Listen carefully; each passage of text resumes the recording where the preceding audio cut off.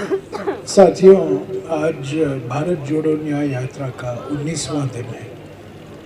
आज हम मालदा से यहाँ जंगीपुर आए हैं और रास्ते में हम ऐतिहासिक फरक्का बराज से गुजरे थे। मालदा से लेकर जंगीपुर तक सड़कों पर इतने लोग खड़े हुए थे, महिलाएं, युवा, बुजुर्ग, समाज के हर वर्ग राहुल जी को और भारत जोड़ो न्याय यात्रा को भरपूर और बहुत उम्दा स्वागत देने के लिए। बीच में राहुल जी बीडी श्रमिकों से भी मिले, महिला बीडी श्रमिकों से भी मिले और उनसे बातचीत की कि उनके लिए सामाजिक सुरक्षा के लिए और क्या कदम उठाने की ज़रूरत है। पर मैं विश्वास के साथ कह सकता हूँ कि जिस मात्रा में आज हमने लोगों को देखा मालदा से लेकर जंगीपुर तक, पहले 18 दिनों में हमने नहीं देखा है। जलपाईगुड़ी में, सिलीगुड़ी में, उत्तर दिनाजपुर में, सिलीगुड़ी में, सब जगह हमारा भरपूर स्वागत हुआ। पर आज जो स्वागत राहुल जी का हुआ है बिल्कुल अभूतपूर्व है और ये दर्शाता है कि भारत जोड़ो न्याय यात्रा का संदेशा जो है, राहुल जी जो निकले हैं 5 न्याय के बारे में जो बात करते रहते हैं, नारी न्याय, युवा न्याय, श्रमिक न्याय, किसान न्याय और हिस्सेदारी न्याय, ये संदेशा लोगों तक पहुंच पा रहा है। मैं आज और कल हम पश्चिम बंगाल में रहेंगे, यहाँ से हम बेरामपुर जाएंगे और कल 3:30 बजे हम पश्चिम बंगाल से होकर झारखंड में प्रवेश करेंगे। तो मैं समझता हूँ ये पश्चिम बंगाल का यात्रा जो है कांग्रेस संगठन में एक नई ऊर्जा लाई है, कांग्रेस संगठन में एक नई शक्ति आई है और ये न केवल कांग्रेस के लिए फायदेमंद होगा पर इंडिया गठबंधन को भी फायदेमंद होगा। मैं फिर से कहना चाहता हूँ कि इंडिया गठबंधन 2024 के लोकसभा चुनाव के लिए है। ये एक राष्ट्रीय गठबंधन है 28 पार्टियों का। अभी 27 हो गए हैं क्योंकि एक नेता ने पलटी मारकर एनडीए में शामिल हो गए हैं, तो 27 पार्टियां हैं। ये विधानसभा चुनाव के लिए नहीं है, ये लोकसभा चुनाव के लिए है। विधानसभा में इंडिया गठबंधन के पार्टियां एक दूसरे से लड़ती हैं। हम आम आदमी पार्टी के साथ पंजाब और दिल्ली में लड़ते हैं विधानसभा के लिए, हम लेफ्ट के साथ केरला में विधानसभा में लड़ते हैं। तो ये इंडिया गठबंधन जो बनाया गया है पिछले 6-7 महीने से, जो हम कह रहे हैं, इसका एक ही मकसद है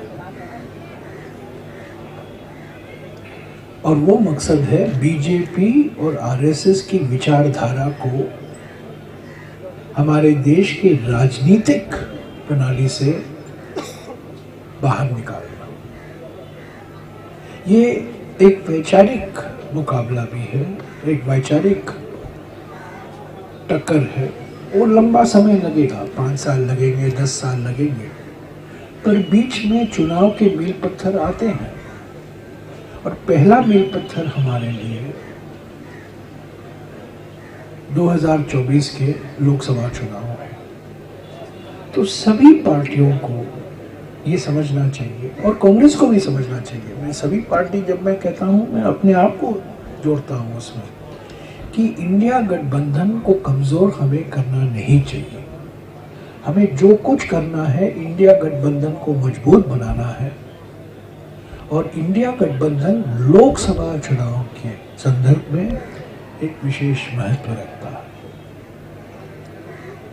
पश्चिम बंगाल के मुख्यमंत्री ने बार बार कहा है कि वो इंडिया गठबंधन में है और रहेगी।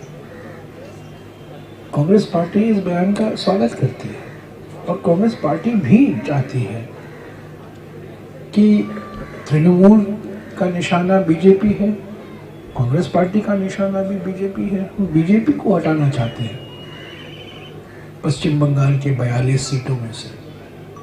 अभी 18 है बीजेपी के, उसको हम घटाना चाहते हैं, हम उसको जीरो करना चाहते हैं। इसीलिए तो इंडिया गठबंधन बना है। गठबंधन में बातचीत होती है, बातचीत में लेन देन होता है। हम कुछ देते हैं, दूसरी पार्टियां कुछ देती हैं, हम कुछ देते हैं, दूसरी पार्टियां कुछ देती हैं। तो ये कॉम्प्रोमाइज होता है, एक समझौता किया जाता है। और समझौता तभी किया जाता है जब सभी पार्टी ईमानदारी से खुलकर अपनी बात रखे, मीडिया में नहीं, पर जब बातचीत होती है फेस टू फेस, तो उसी भावना के साथ हम इस गठबंधन को पश्चिम बंगाल के संदर्भ में देखते हैं। तृणमूल और कांग्रेस पार्टी दोनों एकजुट हैं बीजेपी को हराने के लिए। मैं जानता हूं पश्चिम बंगाल के मुख्यमंत्री की ओर से एक बयान भी आया है, माफ कीजिए, एक बयान भी आया है, पर वो उनका बयान है, ये एक संयुक्त बयान नहीं है। एक संयुक्त बयान, एक जॉइंट स्टेटमेंट की जरूरत है कि हम इतने सीट में लड़ेंगे और अलग अलग पार्टियां कितने सीट में लड़ेंगी। वो संयुक्त बयान हम खुले मन से, सही नियत से और पूरी ईमानदारी से इस प्रक्रिया में शामिल हैं। हम कुछ मीडिया के द्वारा नहीं बोलना चाहते, पर जो कुछ बोलना है आमने सामने हमारे नेताओं के बीच में बात होगी। और मुझे पूरा विश्वास है कि कुछ ही दिनों में एक संयुक्त फॉर्मूला निकाला जाएगा, एक तरफा फॉर्मूला नहीं। हम नहीं कह सकते कि हम इतने सीट लड़ेंगे और पार्टी कह नहीं सकती हम ये सीट लड़ेंगे। बातचीत की जरूरत है, आमने सामने बातचीत की जरूरत है। और सभी लोगों को, कांग्रेस पार्टी में, तृणमूल में, सभी पार्टी में लोगों को ये पहचानना चाहिए, नेताओं को ये पहचानना चाहिए कि ये लोकसभा चुनाव के लिए गठबंधन है, विधानसभा के लिए नहीं। तीसरी बात,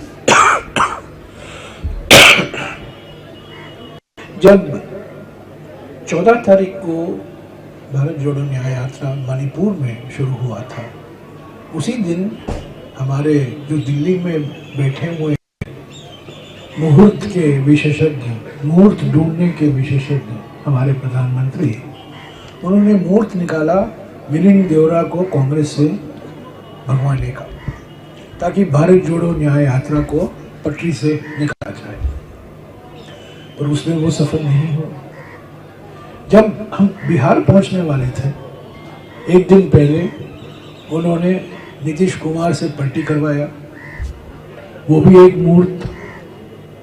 अभी कल जब हम झारखंड में अंदर जा रहे, झारखंड में प्रवेश हो रहे हैं, आज झारखंड के मुख्यमंत्री हेमंत सोरेन के खिलाफ कार्रवाई शुरू की गई है। इसका मकसद एक ही है, किसी भी हालत में भारत जोड़ो न्याय यात्रा को सफल न होने दें। और जो कार्रवाई ये कर रहे हैं हेमंत सोरेन के खिलाफ, केजरीवाल के खिलाफ, राहुल जी को 55 घंटे इन्होंने पूछताछ की पहले, पिछले साल, आपको याद होगा। लालू जी के खिलाफ ईडी, सीबीआई, स्टैलिन साहब के मंत्रियों के खिलाफ ईडी और सीबीआई, आम आदमी पार्टी के नेताओं के खिलाफ ईडी सीबीआई, ये सब क्या दर्शाता है? ये सब ये दिखाता है कि जो G2 है, हमारे G2, G20 गया, अभी G2 बाकी है। G2 नरेंद्र मोदी और अमित शाह, ये सिर्फ उत्पीड़न की राजनीति, पॉलिटिकल हैरेसमेंट, उत्पीड़न की राजनीति और प्रतिशोध की राजनीति, पॉलिटिक्स ऑफ वेंडेटा, इसमें विश्वास रखते हैं। ये कार्रवाई जो की जा रही है विपक्ष के नेताओं के खिलाफ, इंडिया पार्टी, इंडिया गठबंधन के नेताओं के खिलाफ, माफ कीजिए, एक मिनट पानी पी लें।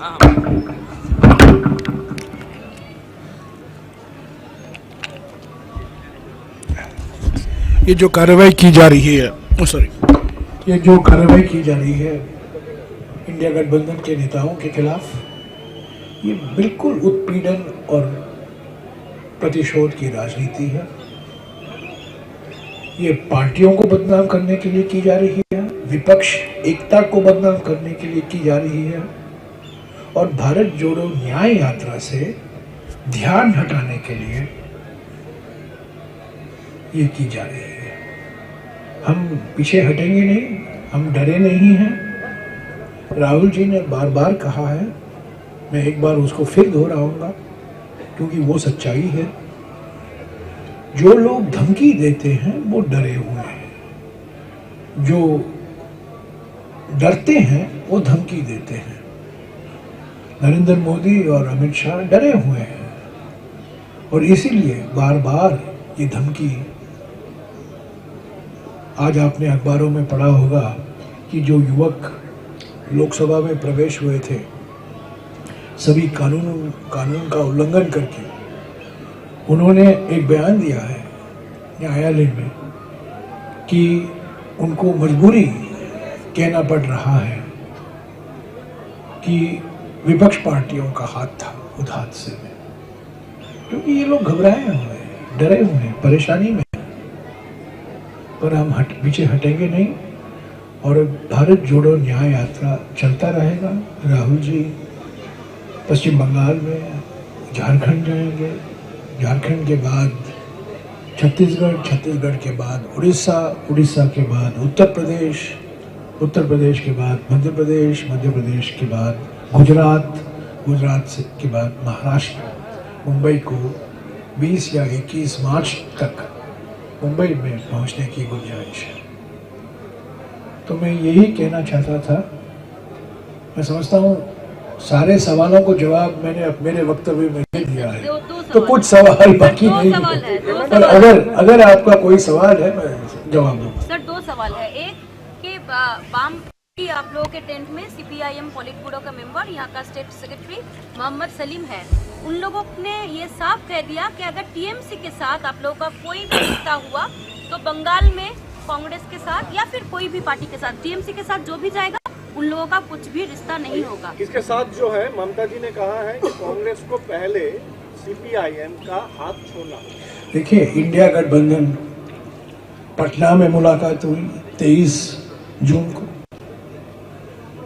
17 और 18 जुलाई को बेंगलुरु में बैठक हुई और 31 अगस्त और 1 सितंबर को मुंबई में बैठक हुई। 3 बैठकें हुई हैं और सभी बैठकों में वामपंथी के नेता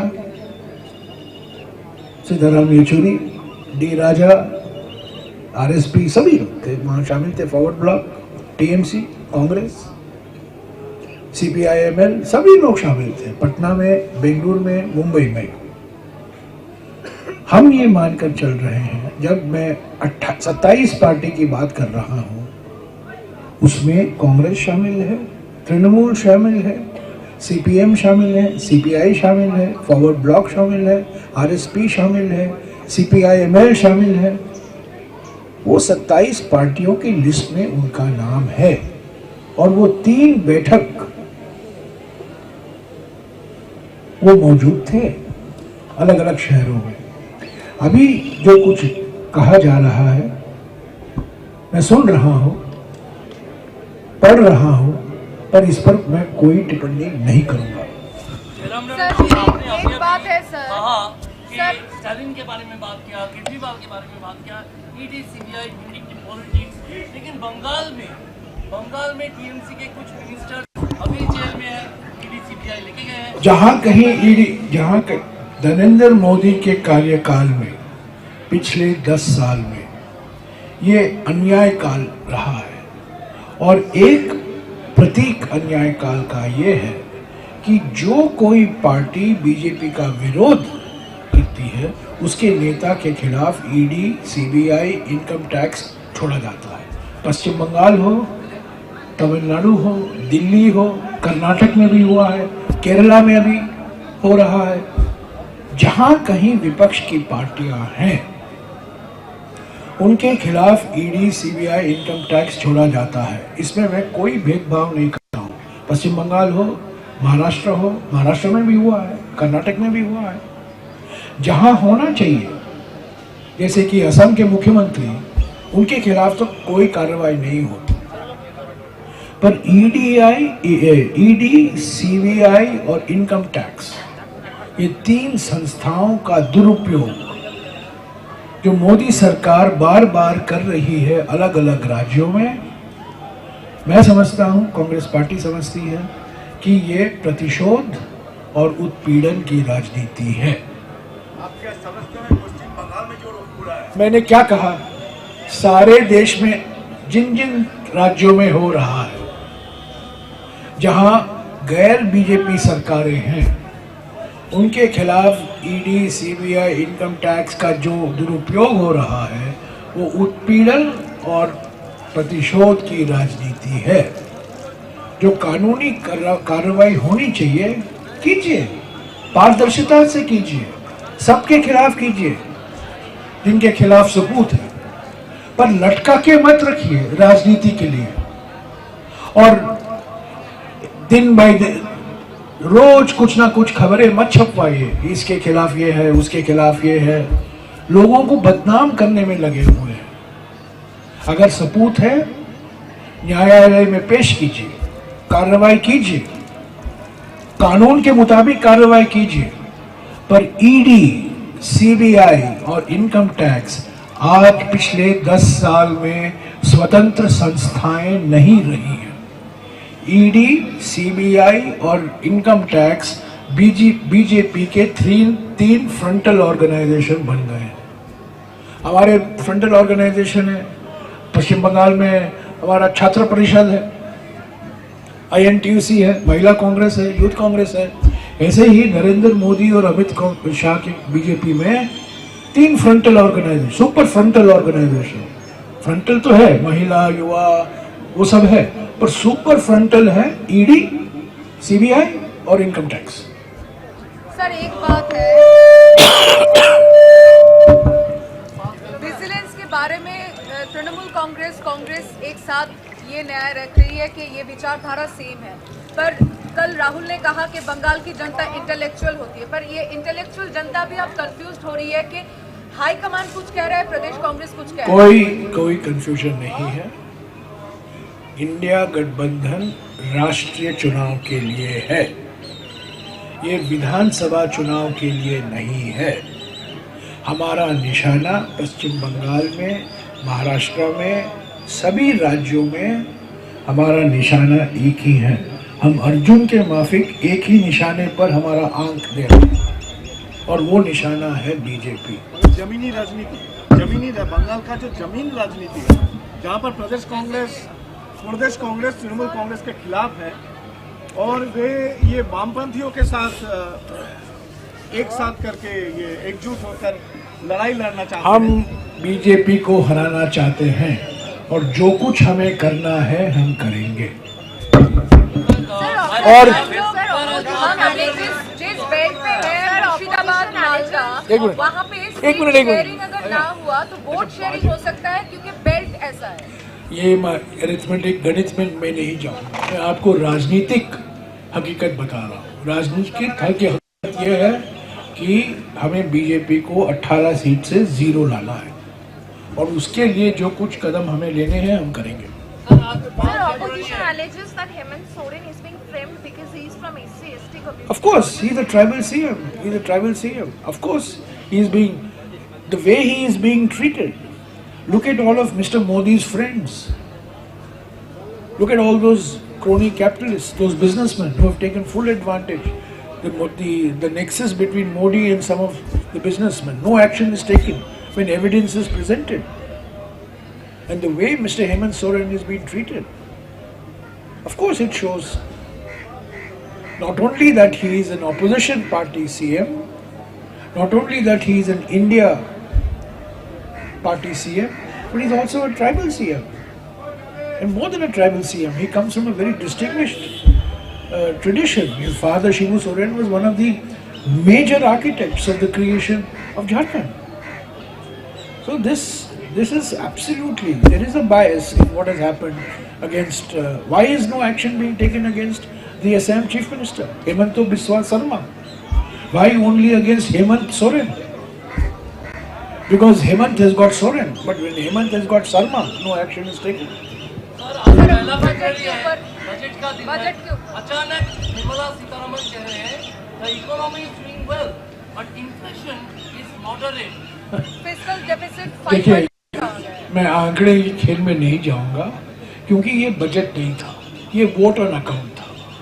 कोई भी सरकार आएगी वो जुलाई के महीने में रेगुलर बजट पेश होगा और हम उम्मीद करते हैं कि जनता के समर्थन से इंडिया गठबंधन की पार्टियां उस बजट को पेश करेंगी। पर 10 साल का जो अन्याय है उसके बारे में तो वित्त मंत्री चुप थी। 45 सालों में सबसे ऊंचा अनएम्प्लॉयमेंट रेट है आज हमारे देश में। 45 ईयर रिकॉर्ड अनएम्प्लॉयमेंट।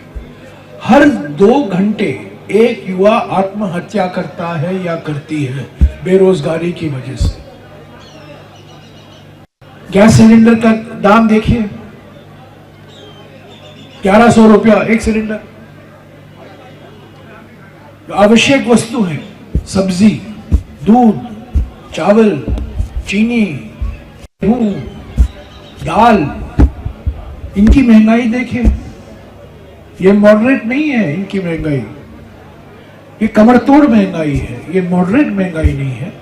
पर 10 साल का जो अन्याय हुआ है उसके बारे में तो वित्त मंत्री, अगर वो कहती तो वो वित्त मंत्री नहीं रहेगी अगले 4 महीने के लिए। वो बेचारी, वो उन्होंने वही पढ़ा जिनको जो लिखा गया था उनके लिए। तो मेरी हमदर्दी है उनके साथ।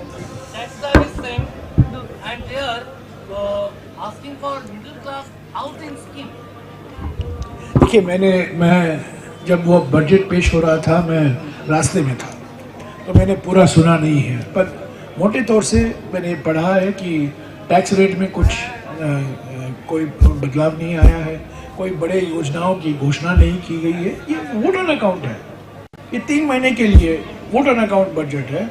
पर जैसा कि मैंने कहा, बेरोजगारी के बारे में चुप्पी, महंगाई के बारे में चुप्पी और आर्थिक विषमताओं के बारे में चुप्पी। इन 3 विषयों पर वित्त मंत्री चुप है क्योंकि प्रधानमंत्री चुप है। जब प्रधानमंत्री बोलेंगे वित्त मंत्री कुछ कहेगी। उनको जो कहना है वो वहाँ कहा जाता है, ये बोलिए। Sir, West Khana is being opened by court for puja in Gangati complex, which was closed by. Let us talk about Bharat जोड़ो न्याय यात्रा। If your party and alliance comes back to power, what is the roadmap that you have to restore the sanctity of ED, CBI and income tax? First, we have to come to power. When we come to power, we will ensure that ED, CBI and income tax, the draconian powers that have been given to these 3 agencies by the Modi government to harass businessmen, to harass traders, to harass political opponents, we will get Parliament to change those laws. My last question related to न्याय यात्रा। Related to न्याय यात्रा। आज हम लोग जिस जिले पे खड़े हैं, 3-4 महीने पहले पंचायत के चुनाव में कई कांग्रेस के कार्यकर्ता इसी मुर्शिदाबाद पे, इसी बहरमपुर पे वो लोग के देहांत हो गए और आरोप है यहाँ के सत्ते पे जो है तृणमूल कांग्रेस के खिलाफ। कौन सा उत्साह है? राजनीतिक गर्मा गर्मी होती रहती है, मैं इससे भागने वाला नहीं हूँ, पर मैं आपके शिकंजे में भी नहीं पड़ने वाला हूँ, क्योंकि आप घुमा फिराकर मुझे स्थानीय विषयों पर लटकाना चाहते हैं ताकि आपको हेडलाइन मिल जाए। मैं आपको मेरी हमदर्दी उनके साथ है, मेरी हमदर्दी उनके साथ है। जो कुछ सहायता हमारी पार्टी को दे। आप पत्रकार हैं क्या? आप पत्रकार हैं? नहीं, आप पत्रकार हैं? नहीं, तो थोड़ा पत्रकार सम्मेलन है, राजनीतिक सम्मेलन नहीं है।